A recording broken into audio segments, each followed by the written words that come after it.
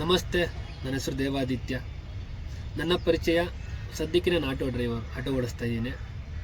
Corona ಮುಂಚೆ cinema ಇಂಡಸ್ಟ್ರಿಯಲ್ಲಿ ಕೆಲಸ ಮಾಡಿದ್ದೆ, ಅದಾದಮೇಲೆ ಮಾಡಿರಲಿಲ್ಲ.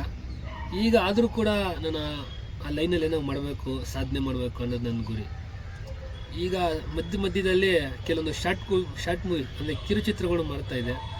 ಹೀಗೆ ಅವರು ಪರಿಚಯ ಆದರು. ನಾನೊಂದು 10 ಭಾಗ ಸಪೋರ್ಟ್ ಮಾಡ್ತೀನಿ, ಸಿನಿಮಾ ಮಾಡಿ ಅಂದರು. ಅದೇ ಸಿನಿಮಾ ಮಾಡೋಕ್ಕೆ 100ಕ್ಕೆ 100 ಭಾಗ ದುಡ್ಡಿದ್ದು ಕೂಡ ಸಾಲಲ್ಲ.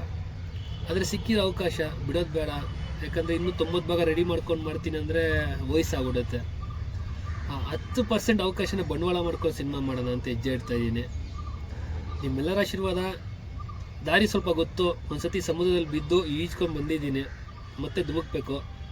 ಸ್ವಲ್ಪ ಗೊತ್ತಿರೋದ್ರಿಂದ ಸ್ವಲ್ಪ ಧೈರ್ಯ, ಕೆಲವು ವ್ಯಕ್ತಿಗಳು ಪರಿಚಯದಿಂದ ಸ್ವಲ್ಪ ಧೈರ್ಯ. ಇದು ಮಾಡ್ತೀನ ಅಥವಾ ಮತ್ತೆ ಅರ್ಧದಲ್ಲಿ ಸಿಗಾಕೊಂಡು ಬಿಡ್ತೀನ ಗೊತ್ತಿಲ್ಲ.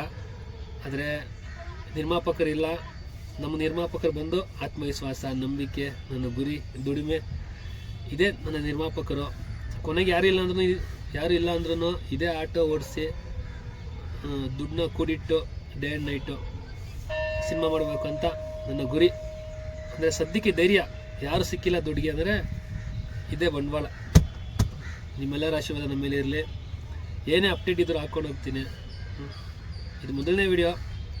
ಈ ವಿಡಿಯೋ ನಾನು ಮಾಡ್ತಾರ ಕಾರಣ ಏನಪ್ಪ ಅಂದರೆ, ಎಲ್ಲೋ ಕೂತ್ಕೊಂಡು ಇದೇ ದಾರಿಯಲ್ಲಿ ಸಿನಿಮಾ ಮಾಡ್ತಾ ಇರ್ತಾರೆ.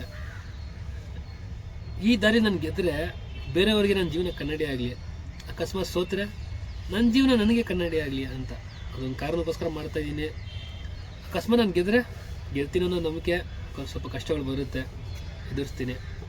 ಯಾರೋ ಸಿನಿಮಾ ಮಾಡ್ತಾ ಇರ್ತಾರೆ, ಇದರಲ್ಲಿ ಯಾವುದೋ ಒಂದು ವೀಡಿಯೋ ಅವ್ರಿಗೆ ನಾಟುತ್ತೆ. ಅವ್ರು ಅಂತಾರೆ, ಒಬ್ಬ ಸಾಮಾನ್ಯ ಆಟೋ ಡ್ರೈವರೇ ಸಿನಿಮಾ ಮಾಡೋ ನಮ್ಮ ಕೈಲಿ ಆಗಲ್ವೇನೋ, ನಡೆಯೋ ಅನ್ನೋ ಧೈರ್ಯ ಬರುತ್ತೆ. ಯಾಕಂದರೆ ಎಲ್ಲ ಶಕ್ತಿಗಳು ನಮ್ಮ ಒಳಕ್ಕೆ ಇರುತ್ತೆ. ಅದನ್ನು ಕೆದಕಿ ಆಚೆ ತರಬೇಕಷ್ಟೇ ನಮ್ಮ ಕೆಲಸ. ಎಲ್ಲರಿಗೂ ಒಳ್ಳೆಯದಾಗಲಿ. Thank you.